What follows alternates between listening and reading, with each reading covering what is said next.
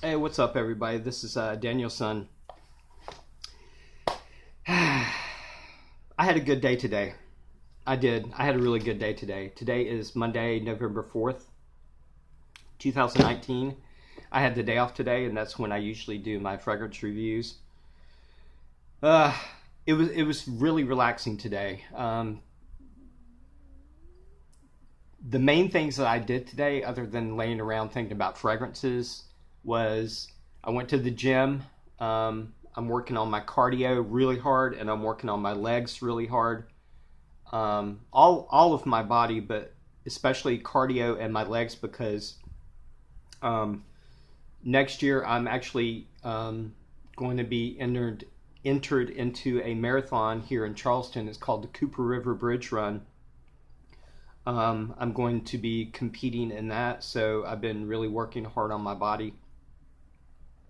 And I had to mail some uh, decants of a fragrance to some other fragrance reviewers to check out.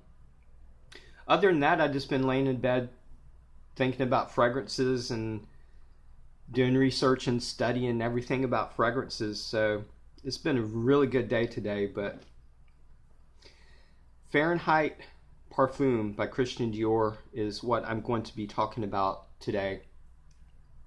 This is a flanker of the original Fahrenheit Eau de Toilette by Christian Dior that I've had for quite a while, which I'm in love with this fragrance.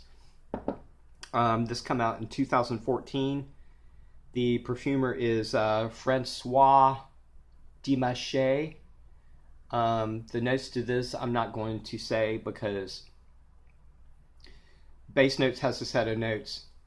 Granica has a set of notes listed, and they're completely different from one another.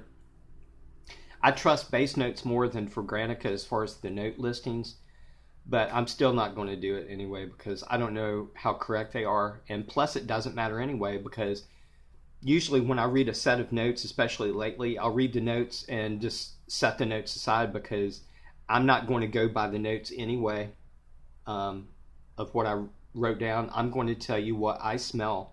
It doesn't matter what's written down, so the notes doesn't matter anyway. I'll tell you what I smell regardless of what the notes say. Let me show you the bottle first. Actually, I don't usually do this, but I think this is a work of art. Dior always has beautiful bottles and always has a beautiful presentation, and this is no exception. This actually might be their best one as far as I'm concerned. Very heavy, very thick glass, very heavy duty. I love the writing, the way the writing is Fahrenheit and Dior. It doesn't have Parfum on it. It has Parfum on the box, but not on the front of the bottle. But it does on the bottom. It has Christian Dior on the bottom, and it has Christian Dior on the cap also. Beautiful color scheme, black and sort of a beautiful red down here, and it's actually the juice in the bottle is that color, I believe. The atomizers and sprayers on Dior are the best of the best. Everything is beautiful. Even the top of the atomizer and the cap is beautiful. Everything is beautiful about this. Like I said, I think it's a work of art myself. I'll tell you what I get in the opening.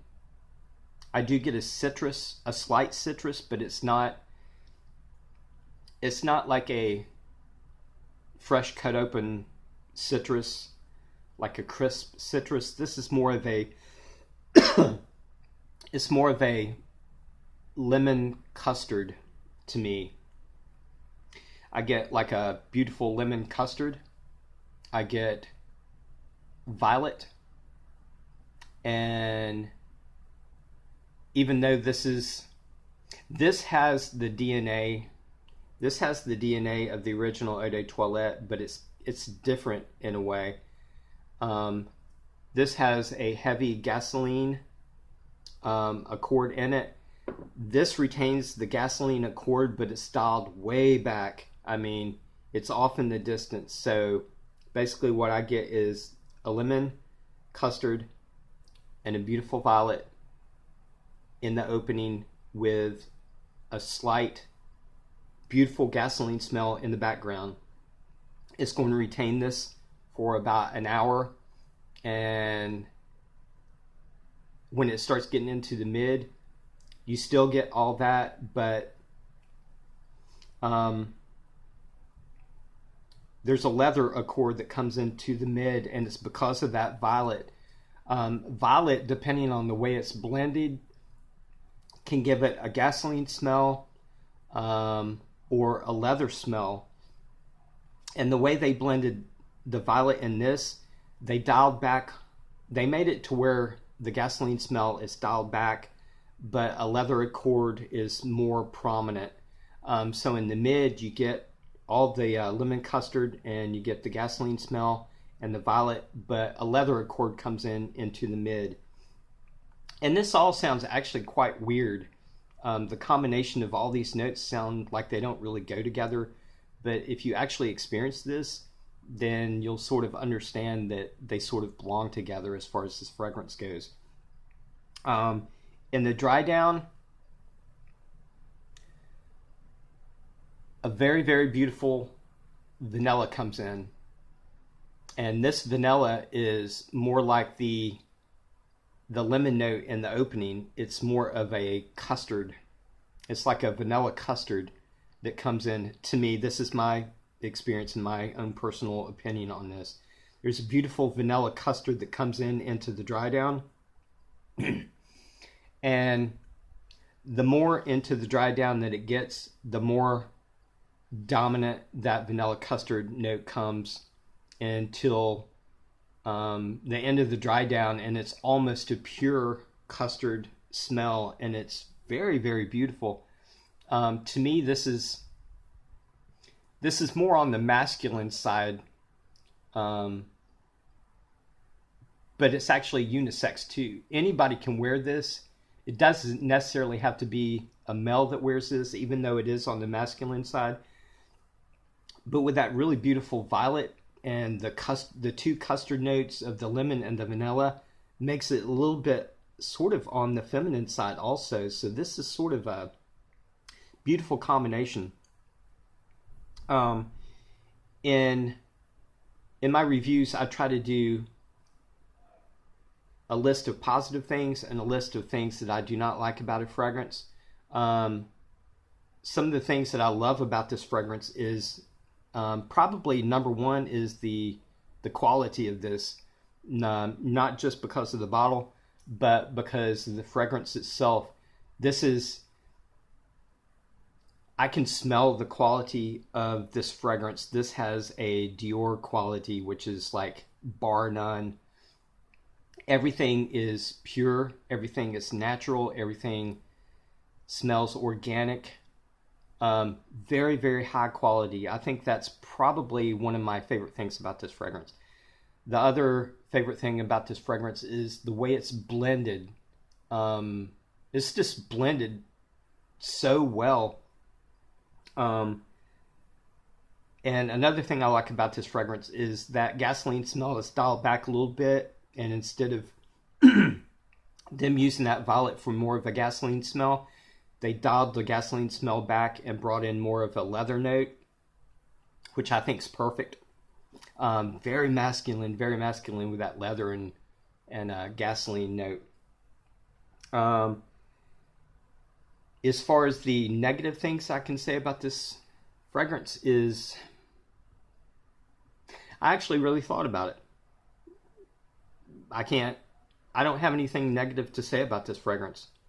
And I've actually really thought about it. There's nothing that I can say negative about this fragrance at all. I don't think this fragrance is going to be for anybody, but as far as my own personal taste, I think this is perfect. Everything about it's perfect. So there's absolutely nothing negative that I could say about this fragrance. when I first started wearing this fragrance, I thought I was going to have a problem with longevity and performance, not with the projection, because the projection isn't a projection beast or anything. It doesn't project far. It's more of a cloud that forms around you, a fragrance cloud, but it doesn't really project very far, which I think is appropriate for this fragrance. But I thought I was going to have a problem with the longevity because I thought I was only getting like 7 hours, 6 or 7 hours from this fragrance before it turned into a skin scent. But the more I wear this, the more I realize that that is not true, because even though that I'm not getting the smell from this, other people are. I've wore this to work, and even after like 7 or 8 hours, other people will smell this. Like when I walk by or when I'm like near them, people will comment on my fragrance. Either they'll say I smell good, or ask me what, everybody always says cologne. What cologne are you wearing, or aftershave? But even after like 8 or 9 hours, people are still smelling this. So I actually, there is no problem with longevity on this. Sometimes I just am not able to smell it after like 6 or 7 hours, but the performance is excellent on this too. So there's like, I have to rate this way up there. I don't know if I would rate it a 10 or not.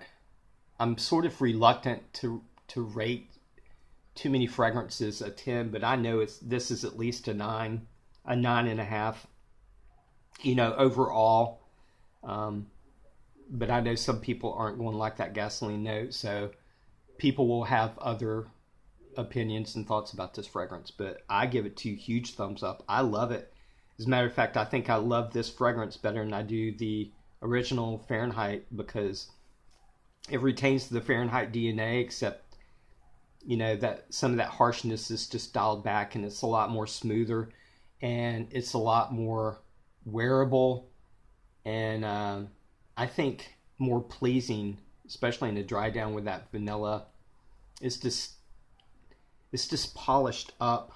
It's a polished up version of the original Eau de Toilette as far as I'm concerned. But anyway, that's it for my review, and I hope that y'all got something from this. I really do recommend that everybody try this, even though you can't afford it.